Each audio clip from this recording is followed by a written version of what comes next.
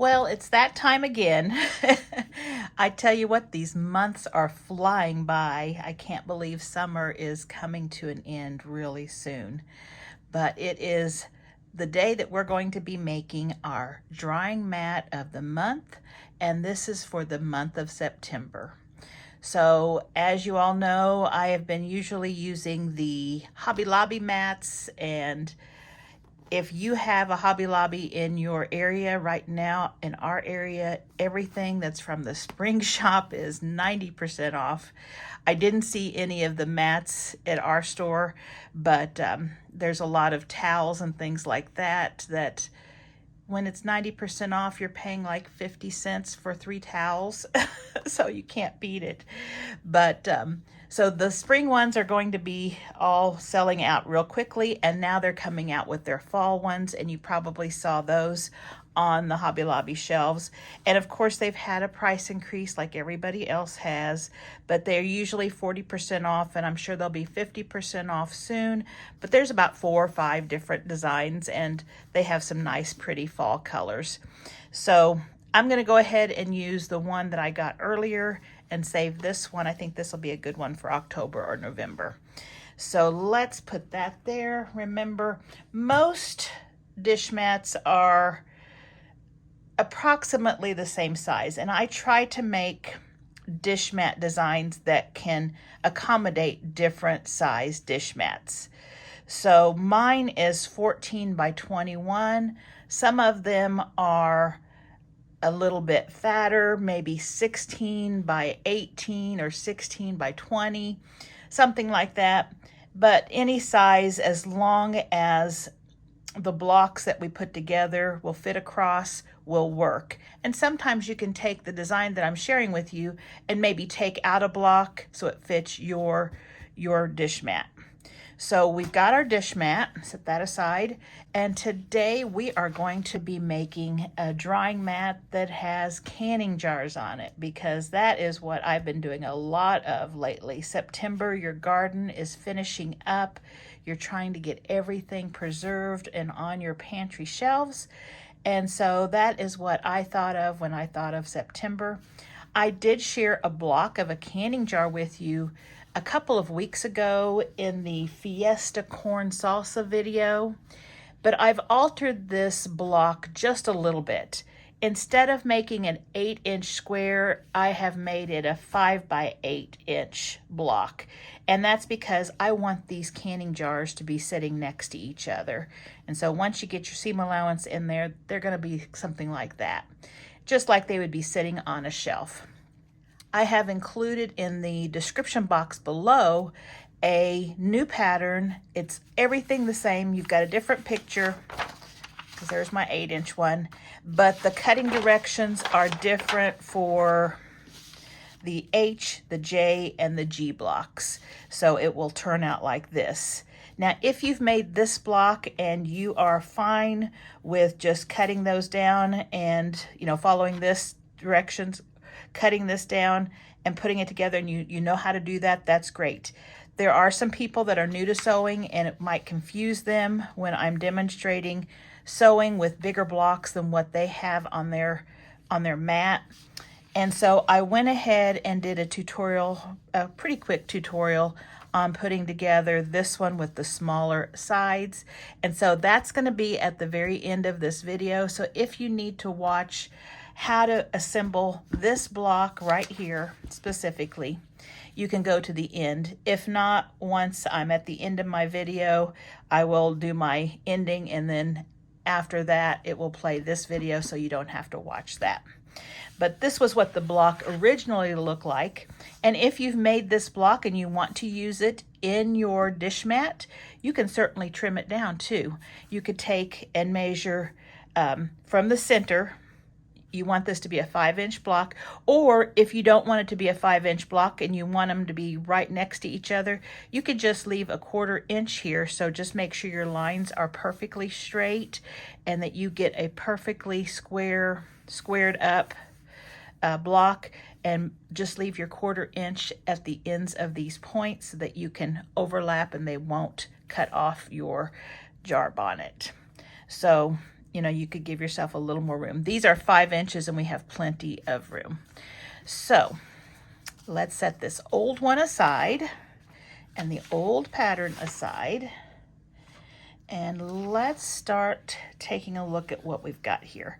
So I have put together 3 blocks. And because my mat can take 3 blocks, if yours is too short, not as long as mine, you might be only able to do 2, and that's fine. Now, if you wanted to incorporate those tomato blocks instead of this block, you could put a tomato block here. That would be cute too. Or you could put a tomato block here, or you could stack 2 on top of each other, because those are 4-inch finished blocks. These are 8 inches tall. When you put 2 of those tomato blocks together, they make an 8-inch tall block. So that would be cute too. I'm going to keep mine just canning jars because I think this will be really cute. Now the fabric that I'm using this time is more of a fall color. I've got the creams instead of the bright whites. This is Kim Deal, and she is with Henry Glass Company, and I love her fabrics, and she is one who I collect fat quarters and charm packs and fabric yardage and stuff. So whenever I see some Kim Deal fabric that I really like, I like to purchase a little bit of it. Now this was a design roll that came in our fat quarter box. I believe it was last year, and these jelly rolls are, and again, this is probably not a jelly roll for Henry Glass, I think they call them design rolls, is for 26 pieces. So it's not as big as a regular Moda jelly roll, which is 40 to 42 pieces. But I've had this for a while and I've been wondering what to do with it. So I decided to do this in Kim Deal fabric, and we're going to use these strips. I'll be cutting them down for our outside, and we'll talk more about the design for the outside soon. But you can use yardage, whatever you have, but I just thought that would be perfect for this one. And I'll probably also use some of these jelly roll strips for the binding. I'll just sew them together and make a scrappy binding. So let me lay out our dish towel here. Okay, so I think I'm going to have this as my backing.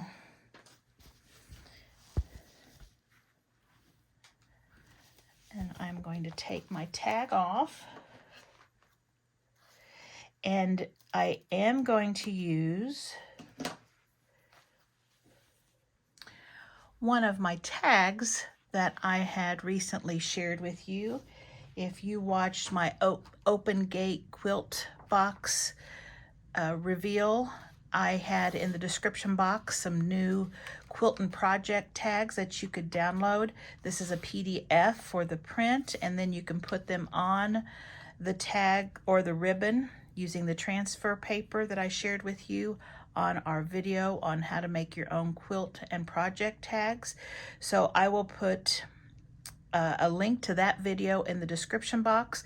I'll also put a link to the video that shows how you use this paper and how you make your own tags. So I thought this would be a cute one. It had the canning jars, so I thought it would be cute to go with this dish mat.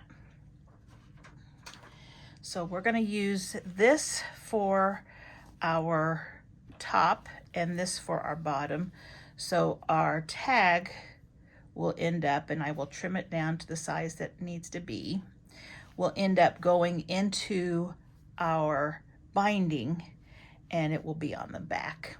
And so you could put it on this side, or you could put it on this side, depending on which side you want to have facing up.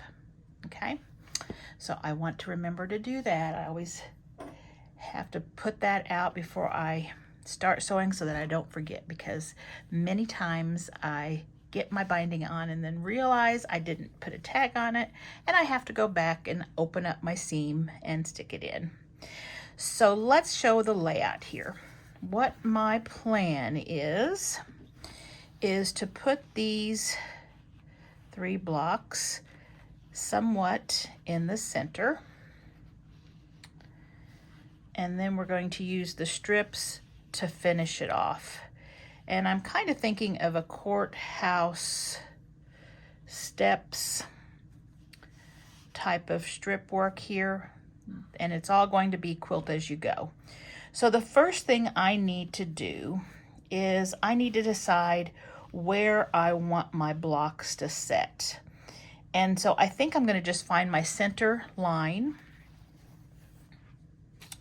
And we can do that by folding our mat in half, matching up our edges. And I'm just going to use a little tailor's chalk here.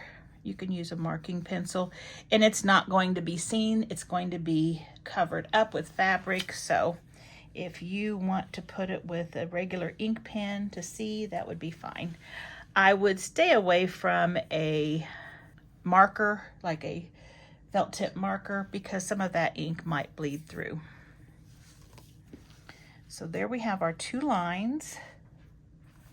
Now let's just draw a line connecting those 2 lines.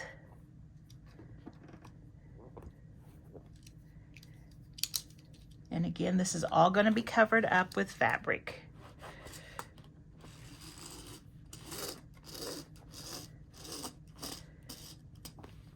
Okay, so there's our center. I think I'm going to go ahead and do a center going the other way too. So let's turn this and fold it this way. And I think I can get it with this pin. Yeah. Mark that halfway mark up there.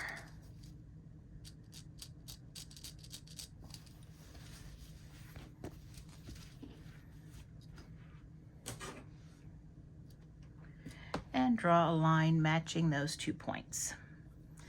And that way we know exactly where our center is of our dish mat. Right there is our center.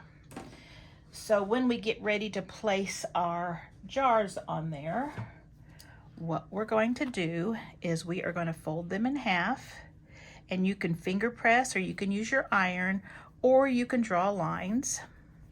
And I am just going to finger press, and I will know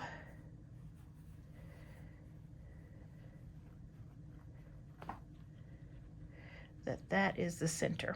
Now, before I do the halfway mark on the other direction going up and down, I need to decide what order I want to put these blocks and just what order the colors look better in. Sometimes it balances out with the colors so that things look better. So I'm going to lay these blocks out and see if there's a preference for which block should be in the middle. And I'm thinking it's the green, because the rose and the pink, the burgundy and the pink are pretty similar. So I'm thinking, yeah, I think the green in the middle helps balance it. So what I'm going to do with the green one, I'm going to fold it the other way too. And this just helps us get our blocks centered. So this one we're going to put on first. And we're going to match the folds with the lines. And we can put some pins in it.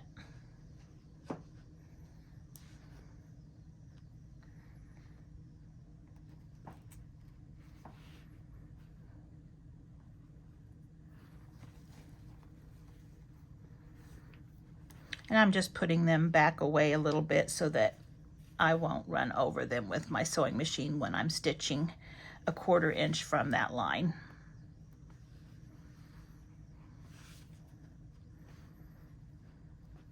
And you want to make sure your blocks are nice and flat.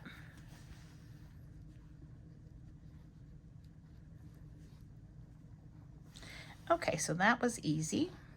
Now what we're going to do is we're going to quilt as we go by stitching these 2 blocks onto this middle jar.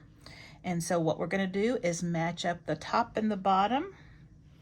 And if the top and the bottom don't match, we also have that fold right there that is our center. And so I'd rather match it right there and make sure this other one is too.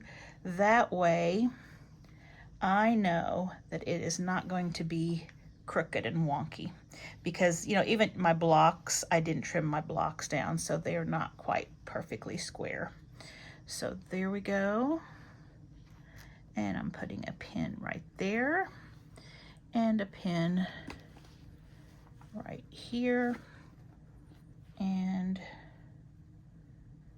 I'm going to match the seams of this piece here and this piece here just so it looks nice.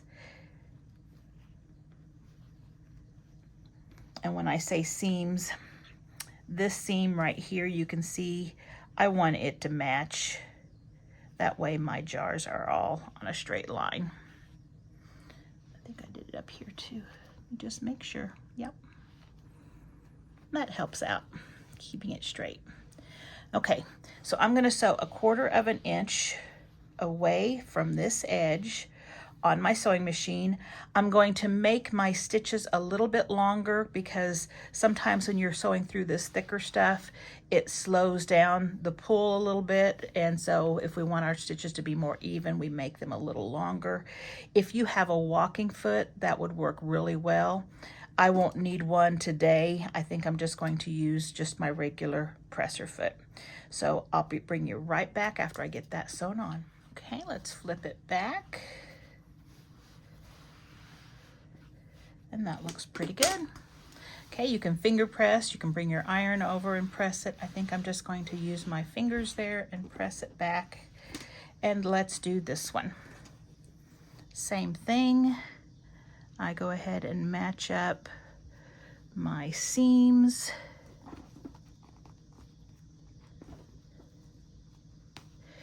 And my center line there.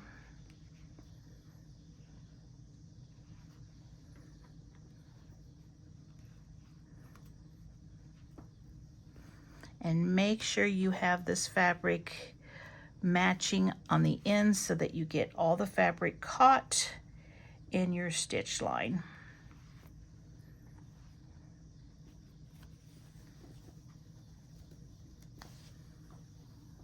It's right there. Okay, I'm going to sew 1/4 inch away from this edge right here now. And let's press it back with our fingers, and that looks good. So let me get those pins out so I don't poke myself. And there's what we have so far. Now at this point, if you want to do some quilting on any of your jars, this is the time to do it. And what I'm going to do is, I think I'm just going to go on the outside of my jars. I think that will be cute, just a stitch in the ditch. And I'm going to pin this so that they don't flip back. And they stay nice and straight here. Same thing over here.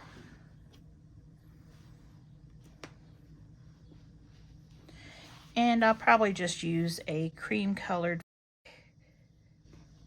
thread and stitch in the ditch. And I'm just going to go all the way around the jar and maybe across here too. We'll see. I'll bring you right back. Okay, so I have all of my quilting along the edges of my jars. I just quilted in the ditch, and that just made the jars kind of pop out. Remember, you can do any kind of quilting on this, and you don't have to do any quilting. I prefer to do some just because there's a big space here, and that loose fabric may have a tendency to, you know, your pieces may kind of split up. They get a little more wear. If it's firm against the mat, they seem to hold up a little better. You can do cross hatches, you know, both ways, diagonal lines. You can do straight up and down, straight across. You can use a quilting foot and just do random squiggly lines, whatever you want to do, but I think it works out better and it helps for the longevity of your dish mat if you do attach a few sewn lines somewhere in the middle of these quilts. So I've got mine all quilted and we are ready to do the outside edges. And so what I'm thinking, let me open up my jelly roll. Again, just use fabric strips, and I'm just using this because I like the colors and it gives me pre-cuts already. I'm going to cut these. I think I'm going to cut these in half. Yeah, I'm just going to cut these down long ways, and so they're 2.5 and they'll be cut into 1.25, and so they'll be 3/4 inch finished once they're sewn in, and I think that will look really cute with this. So what I want to do is, what I'm thinking is I am going to put, let's see, I think I'm going to put a piece of fabric right here, and I'll just make it a little longer than the length of my jars. And I might just have a strip and start it here or here and then just sew it in and then trim it down. And then I'll do one across from it on the opposite end. And then once those two are down, I will do one on this side and one on this side. And then I'll keep doing it in that order where I'll do the top and the bottom and then the sides, the top and the bottom and then the sides. And that's kind of like a courthouse step block. So I need to choose some colors that I think will look good. Now I have this green in here, so I want to incorporate some green, and there's a lot of really pretty greens in here. Oh, I love this fabric. Her fabric is very old-fashioned, but yet the colors are really vibrant. So I think, let's use this one. So I think I'll be using this one, and I think what I'll do is I'll just cut these in half, and I'm just going to use part of this and cut it in half like this. So I'll just cut the length in half and then just split this, because this is all I will need. This length would be all that I need, especially if I'm just doing the top and the bottom. And then what I have left I can use for my binding, and I can just piece those pieces together. So that's kind of my plan. So this one,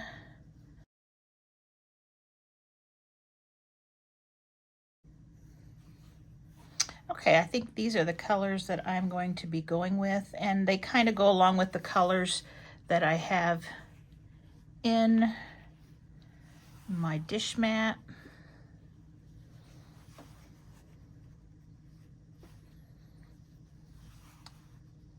And I'm not sure if I'll use this one or not. I'll keep it aside if I need it. So I think those strips right there. So let me get those cut and I'll bring you back. Okay, so here are my strips, and we'll see if we've got enough here. And let me take some of these pins out right here.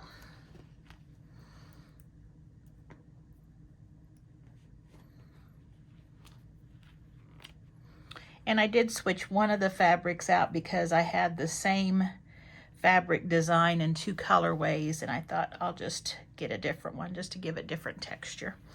Okay, so I think I'm going to start right here and top and bottom. So let's see, what color will I start with? And I'm just making this scrappy, and I'm not gonna cut beforehand. I'm just gonna lay it across, and I like to let some of the fabric hang over here, and then I'll let some of it hang over here. So I'm gonna put right sides together and pin.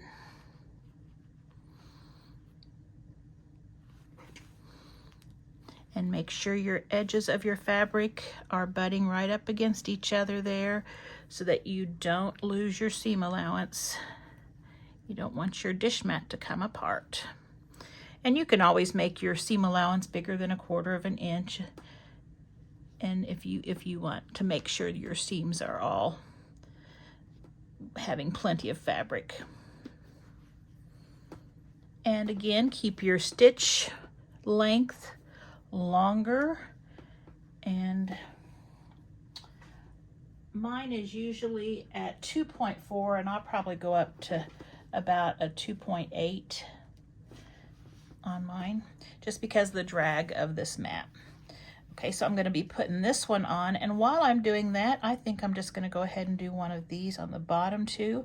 And you can have the same colors going out or whatever you want if you want to do it that way. I'm using different colors.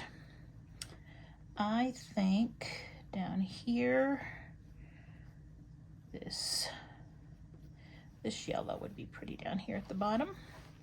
So let me get these out of my way. And let's see, this one I'm going to be sewing down this side, I believe. Yep. Let it hang over the edge a little bit.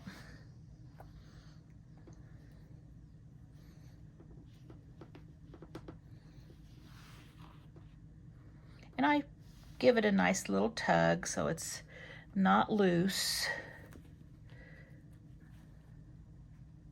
because that fabric underneath will be fed a little quicker with your feed dogs.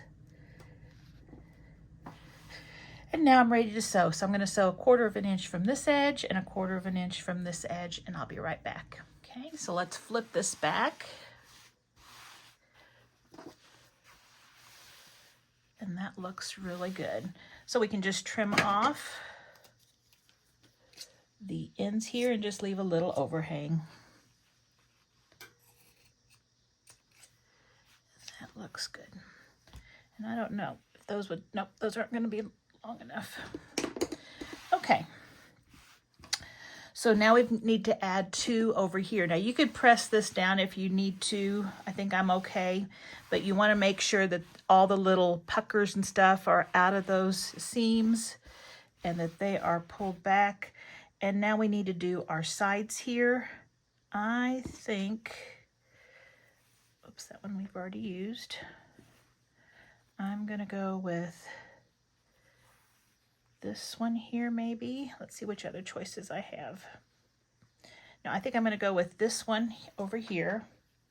And I'm just trying to kind of balance this color. This one's a dark red, this is a dark red. If I put it over here, it will balance it nicely. And we're going to put our strip even with the jar block. You're going to have those other little pieces sticking out right here and right here, so be careful with that. I'm going to change this one up, and I'm going to put the one that has the pink in it so that it kind of balances out this one.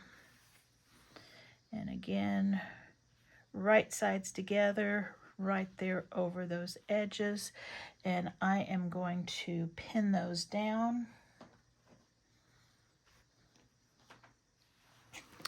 And I will stitch 1/4 of an inch away from both of these edges. And flip those back. And those look very good.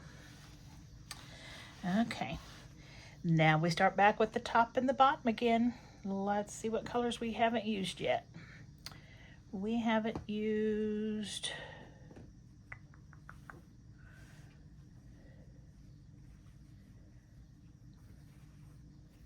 this green right here, and we haven't used,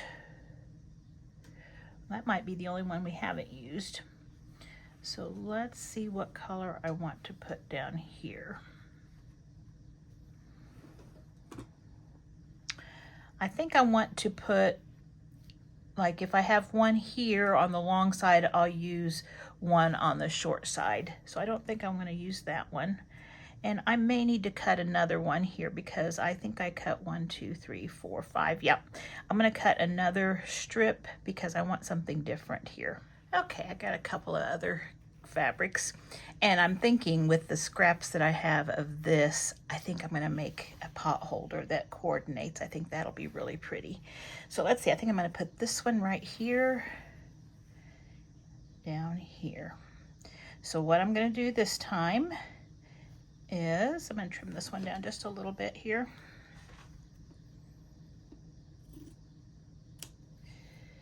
Is we're going to go all the way across the fabric that we've sewn on. So from this edge to this edge, and that one's going to go there, And then this one right here will go right there. And I'm going to be sewing 1/4 of an inch away from this edge and 1/4 of an inch away from this edge.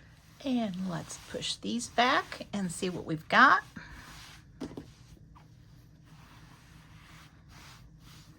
That's looking really pretty. I really like this. Trim off our edges of our fabric.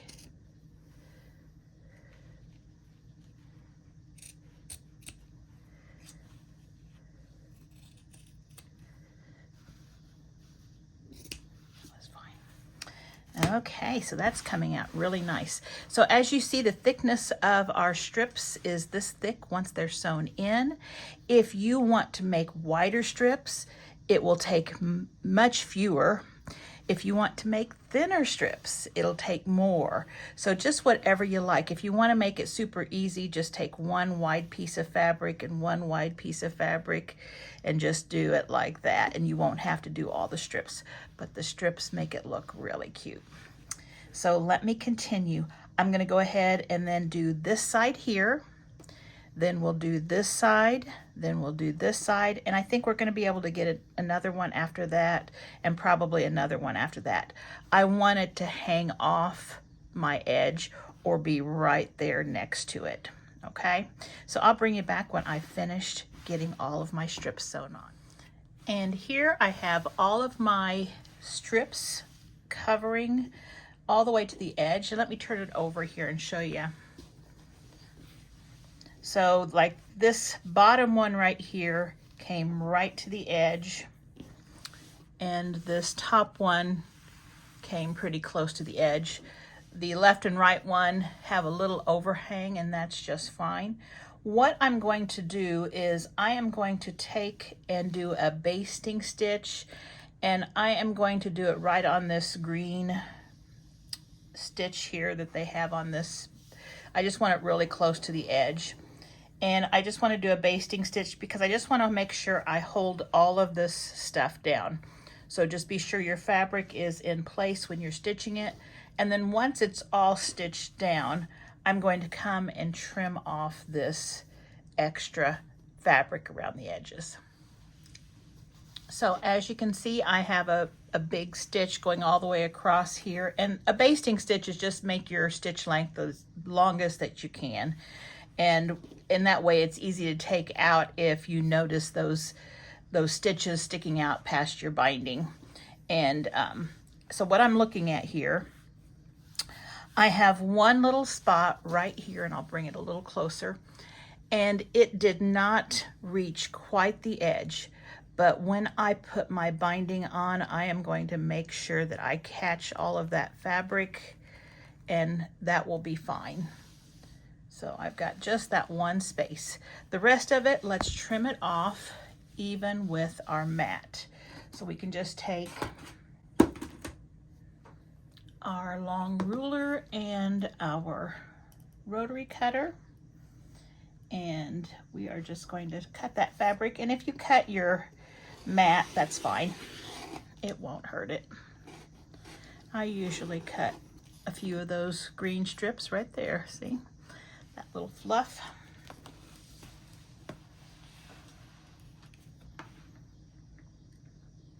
And that way we won't have the bulk underneath our binding. And we can see really easily when we turn our binding over, flip it, that it's flush against the fabric. That's kind of thick right there with the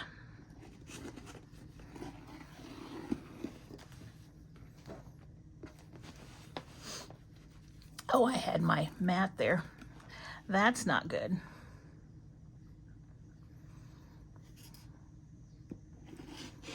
There we go.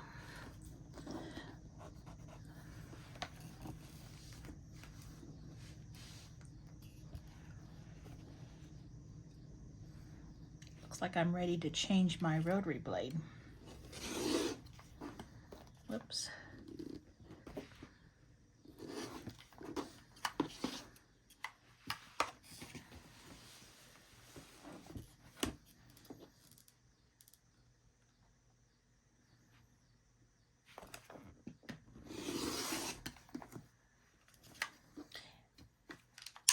so once you have it all trimmed, we are ready to put the binding on.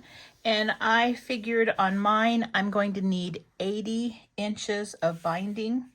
You can take your length of your top and your bottom and the length of your sides, add them all together, and then add, I don't know, to be safe, I would add probably 10 to 12 inches just to make sure you have plenty for overlap.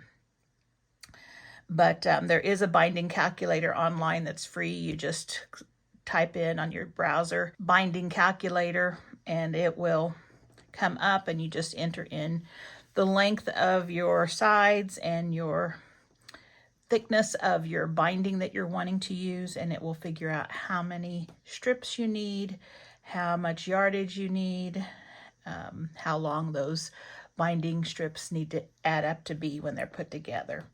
And mine came up to about 80, so that's what I'm going to do. And I went through and I chose the fabric that I'm going to use. That was those halves that I didn't cut. And I think what I'm going to do is I'm just going to cut these in half and sew them together. And that way I'll have sections about that big of different colors. And I might need one more if I do the cutting in half. But I will stitch the binding on the bias so that I don't have too much thickness. And when you do that, you put your binding like this.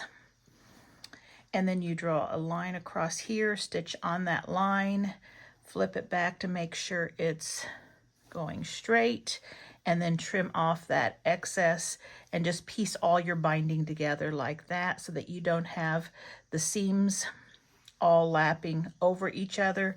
If you do it just like this, where you put them together and do your 1/4 inch seam, when you go to fold your binding, what you're going to do is you're going to fold it in half first, and then once you get it on, you're going to fold it again. So what you have is double the layer of fabric right there in that seam. And that's, you know, already you have what, four layers, so what, 8 layers of fabric right there, and that just makes it bulky. But when you do it this way, where it's at an angle, you just have a little extra fabric underneath the seam, and it lays nice and flat. So that's what I'm going to do. If you don't know how to bind something or this dish mat, if you'll go back to some of my earlier dish mats that we made starting at the beginning of the year. We started in January, and I think I did 2 of them, January and February at that time. Either January, February, or March video, I think I have a tutorial on how I bind it with Elmer stick glue, and that worked really well. And that's what I'll do with this one as well. So just follow that tutorial for binding if you're not sure how to bind it. So I'm going to get this binding on, and I will show you what it looks like when it's finished. So there it is. I think it looks so pretty. I love the fabrics. Kim Deal's fabrics all can go together, vibrant colors, but still have an old-fashioned look, and it's just right for going into the fall season. Not quite there yet, but things are changing in September. So I hope you enjoyed watching this video. Oh, and I did remember to get my tag on right there. Just put it in your binding and the tag is on. But I do hope you enjoyed this video tutorial, and I hope you get a chance to make one too.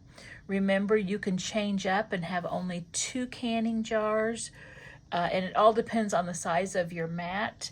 You can also do 2 tomato blocks if you'd like, or you can do 1, and if you do 1, just put a piece of fabric that is the same size as the unfinished block, and that will make it the correct size to go with these canning jars. So there it is. Let me know what you think in the comments below, and I hope you give this a try. And here in a week or so, we'll be getting our tea towel of the month, so just stay tuned for that. Thanks again for watching, and if you have not subscribed, please consider subscribing. That would really help my channel out a lot. Also, don't forget to like and share. Sharing my video helps tremendously. So anytime you can share these videos, I would really appreciate that. So thanks again, and I hope to see you back here soon. Bye-bye. The block that I shared with you in the Fiesta Corn Salsa video was this canning jar right here. And this one was an 8-inch square finished block. And so we have it a nice square. For our dish mat, in order for us to be able to get 3 on the dish mat, we need to take off these sides so that we can set these right next to each other. And so I have switched up this pattern to this right here, and as you can see, I've taken off the sides. It's no longer a square block, it's now a rectangular block, and this is what it looks like. So we have changed the measurements for all of these side pieces so that it will fit 3 of these across our dish mat. And also, if you wanted to make a quilt where you had jars sitting on a shelf, or you wanted to put these all next to each other, this would be what you would want. Now, of course, you could take your block that you just made and going a 1/4 inch away from that point right there so that you have a seam allowance, you can draw a line, make sure it's a straight line and it's square, and just trim this off and do the same with this, and that would be fine. But if you're making this block specifically for this mat and you want it to be like this, we don't want to waste this fabric, so we're just going to change those measurements up. So now if you know how to make that by just taking these new measurements that I'm giving you, you don't even need to watch this video. This video is for those people who just need to see it done, because I do still have that video to make this one, and you could very easily download this pattern right here and go and watch this video. But sometimes it's confusing for new sewers who they see these big pieces and their pieces don't look like it. So I'm going to go ahead and just do this tutorial to help those that are beginning quilters, or that just for the first time are seeing this block and are wanting to make this dish mat, and you can just watch this to put this together. So we have changed up the measurement of G, H, J, and then the G. These are H's and J's over here too. And I did want to share with you on this pattern, I have eyes here in this corner. I didn't get the little arrows, so those little corner pieces are the eyes. I think it's pretty obvious when you look at the pattern, that's what that is. All right, so let's get started. So before we get started, I just want to share quickly that you're going to notice that I'm using these canning jar letter tiles to mark my fabric. If you're interested in these, they are on the Fiesta Corn Salsa video, and I'll put a link to that video in the description box below. And in that video, you will go below into the description box and click on that download, print. You can put it on cardstock and laminate like I do, or you can just keep it on regular paper, whatever you want to do. But if you'd like to have these letter tiles, that is where you'll find them. So that will be in the description box below. So I have all of my pieces cut out according to the directions that I have on my cut sheet right here.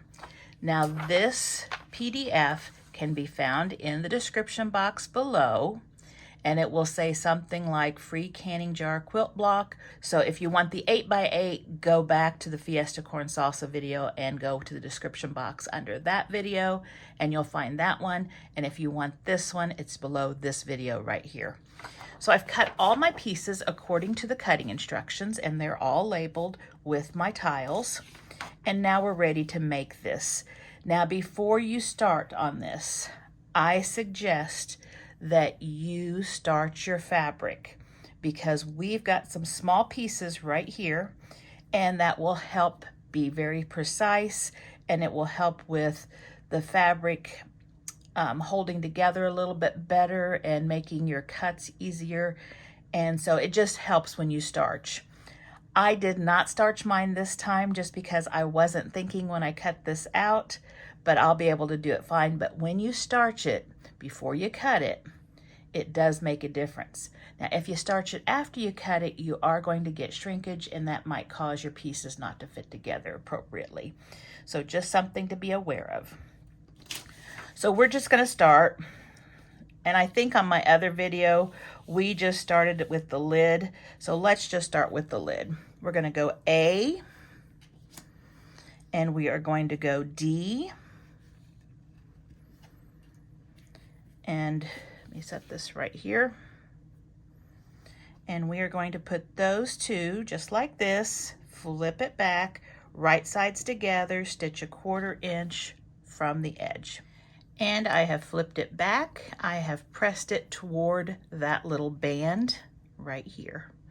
So next what we're going to do is build this unit right below this. So we need B, C, B, and F. And I'm just going to take 2 B's. There are 4 of them. So I'm going to take 2. I'm going to take the C unit, and I'm going to lay it out just like it shows in the pattern. Okay, now on each of the B's, we have 1 corner that is going to be snowballed, and on the C, the 2 bottom corners are going to be snowballed. So let's get F's, and they are tiny, tiny squares. So this will go here, bottom right corner. We'll have both bottom corners of our C covered, and then on the other B, bottom left corner. Make sure you lay it out just like this. Now we can draw a line, and I'll just do one because I have seam tape, 1/4 inch seam tape on my sewing machine base that I can follow, and these are very small, so it's really easy to do it with that. But you're going to go from corner to corner, be really accurate. These are really small pieces, and draw a line. And just draw it with something that you can see, but something that won't bleed through. This is your stitch line. So we're going to stitch from here to here, and we're going to do the same with all of these. And I'm just going to chain them through. And since I chained them, I have little threads in between, and I just need to snip those. Then we're going to take our block, and we're going to flip back our corner, and it should cover up that background. And if it does, that one's good. We can just trim off a 1/4 inch from the seam, and I'm going to press this one with the seam allowance going toward the triangle. And I'll do the same with the other B. I will do the, trim it off and stuff, and I'll press it toward the triangle. But on C, in order to make this nest nicely when we sew these 3 pieces together, I'm going to reverse the press, and I'm going to press my seam allowance toward the C block. So my seam allowance will be pressed toward the big part. Okay, so I'm going to get all that done and pressed, and I'll bring you right back. And here they are, all nicely pressed. Let me just put it like this so I can show you how. So pressed this way and press this way. Now it just has to be opposite. So if you press this one this way, then these need to go up. But we're pressing them in opposite directions because when we're sewing these 2 together now, we want those seams right there to nest, and they do. So here's my seam. This seam is going this way. This seam is going this way. And my seam line is right on top of each other, and they just kind of lock together and make it nice and flat. So I'm going to put a pin at the end of where I'm sewing so that my feed dogs don't pull that bottom layer a little quicker. And I'm going to sew 1/4 of an inch away. Then I'm going to do the same thing. I'm going to put this piece right here on and do the same thing, and I'll bring you back. And there I have all 3 pieces put together. I did press those 2 seams open. And as you can see, the points match nicely because we were able to nest those stitches and it just lined up really nicely. So now what we want to do is we want to put this piece right here at the base. And so I'm going to flip this over so we have right sides together. And as you can see, it's not a perfect match. It's pretty close, but we always match up our edges or the ends.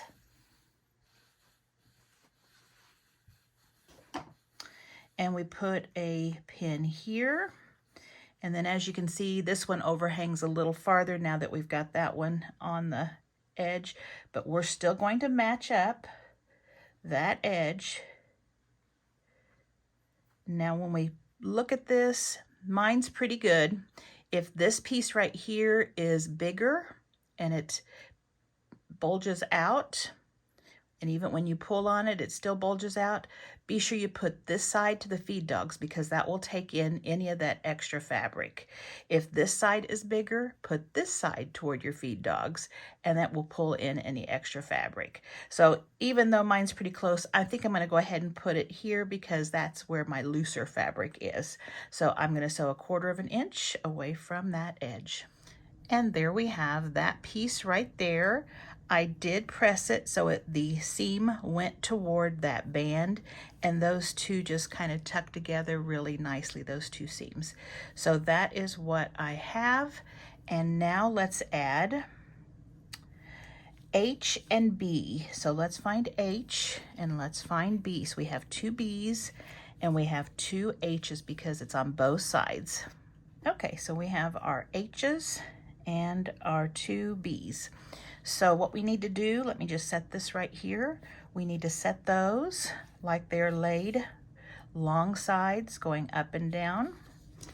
And we need to snowball the corner of H with a B square.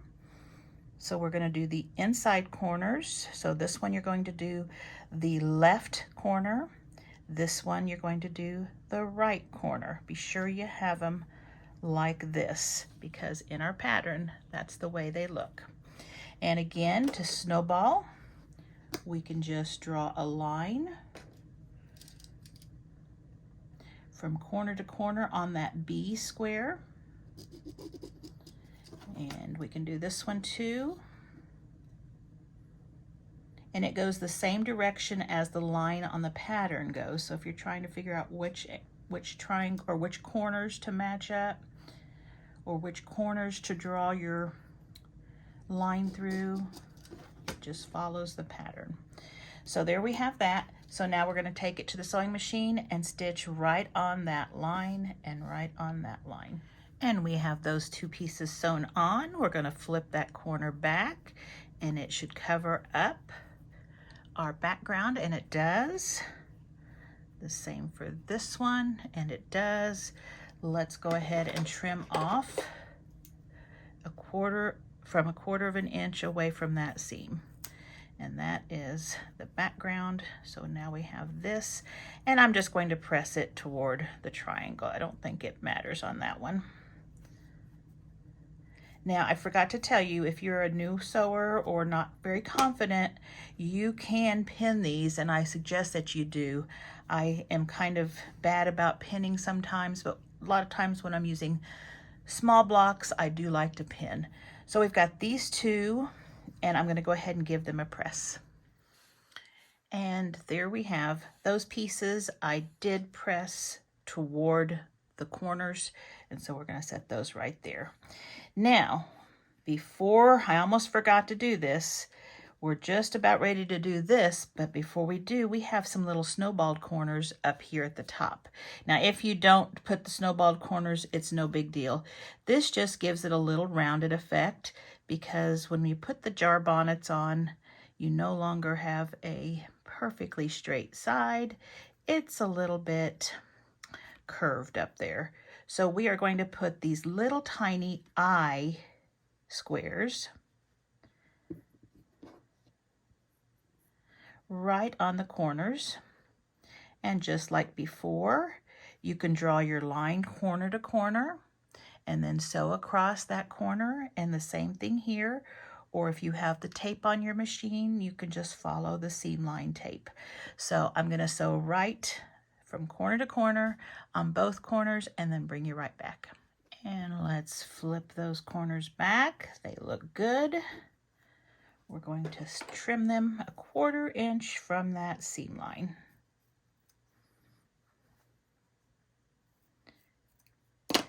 And I'm going to give those a press. And there we have it. Now, when sewing these little tiny corners onto these pieces, I like to use a stiletto, and I just use this. This is actually an awl of some sort, tailor's awl or something like that. And I like to use that to push my fabric. If you don't have one, just your seam ripper will help. It just kind of holds your piece without letting your fingers get so close to that needle. So if that will help anybody, I'm hoping you try that and see. So now we're ready to add these 2 side pieces, and we're going to do the same thing. Make sure you've got the right ones, the right spot. Match both edges and pin them.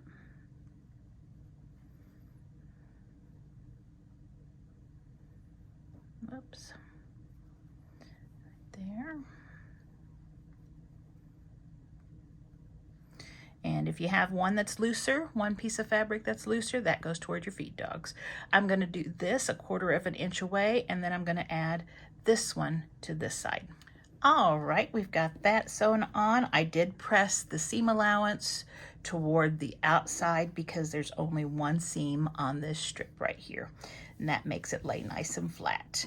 So the only thing we need to finish this top part off with is the G piece. So we're going to take one of our G's and we're going to put this right sides together. Again, pin at both ends. If one of them is looser than the other, that is the side you put toward your feed dogs. You can put another pin here in the middle. It's a little longer strip than what we've been using or been having. So now I'm ready to stitch 1/4 inch away from that edge. And we have the top piece G on. I did press it toward the top. Since there are no seams in this top piece, it lays nice and flat. So there we have that. So I'm going to set this right here, and we're going to work on the jar, the glass portion. So we need piece B, and we need K. And we need 2 Ks, and that's what we have. So we're going to put those on the bottom corner. Remember, if you're using directional fabric, check to make sure you have yours the right direction. These are going to go on the bottom. So I'm going to draw, again, you can draw the lines or use your seam tape.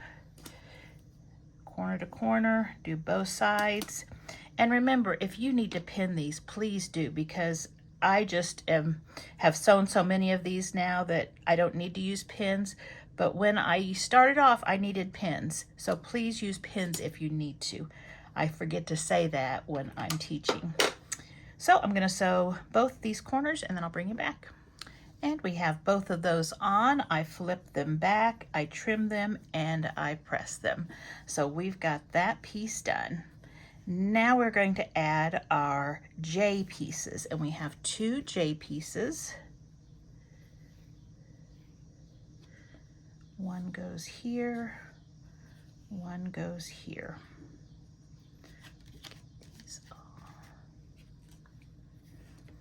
And so this is really straightforward. Right sides together.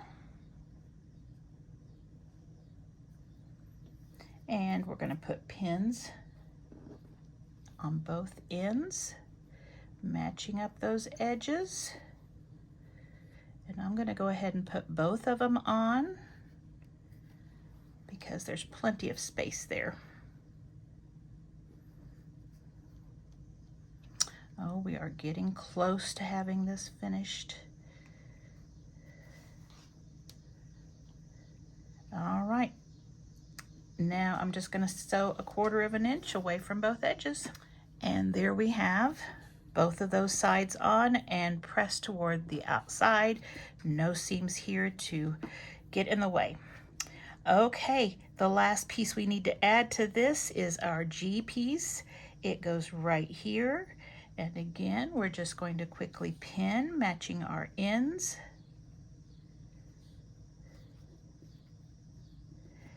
And the same thing, if one end is looser, put that toward your feet dogs. And so 1/4 inch away from that edge. And we've got that piece on. I did press it toward the bottom. Okay, last seam. We are going to put these 2 blocks together. And if we've had a good seam allowance and our pieces were cut accurately, these should match, and they do come pretty close. Again, if they're not exact, we know how to handle that. Pin on both ends. And mine does have about 1/4 inch overlap there, which that's fine. We can fix that. That's a large piece. That's a large strip to bring that piece or that fabric in. So, and it really pulls out pretty good. So I'm going to put a pin in the middle here.